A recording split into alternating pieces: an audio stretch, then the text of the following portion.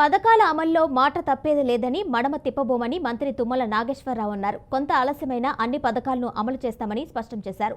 తెలంగాణలో సీఎం రేవంత్ రెడ్డి నాయకత్వంలో ప్రజా సంక్షేమ పాలన కొనసాగుతుంది అన్నారు.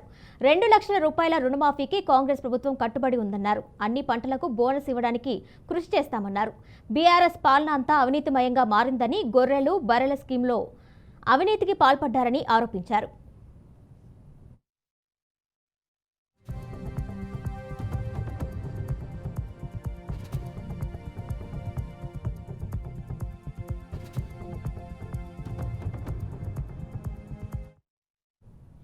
ఈ నెల 19న మహబూబాబాద్లో కాంగ్రెస్ ఎంపీ అభ్యర్థి పోరిక బలరాం నాయక్ నామినేషన్ వేయనున్నారని, పార్టీ కార్యకర్తలు తరలి రావాలని ఆయన పిలుపునిచ్చారు.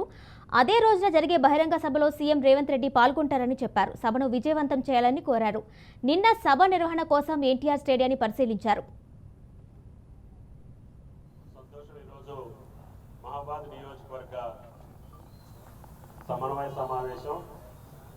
ముఖ్యంగా బలరాం నాయక్ గారి యొక్క నామినేషన్ సందర్భంగా గౌరవనీయులు పిసిసి అధ్యక్షులు రాష్ట్ర ముఖ్యమంత్రి రేవంత్ రెడ్డి గారు పాల్గొనే ఆ నామినేషన్ కార్యక్రమానికి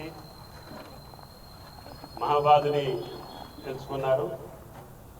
ఇది ముఖ్యంగా గిరిజన ప్రాంతం. 7 నియోజకవర్గాలు కూడా గిరిజన నియోజకవర్గాలే. అందరూ మన శాసనసభ్యులు ఉన్నారు కాబట్టి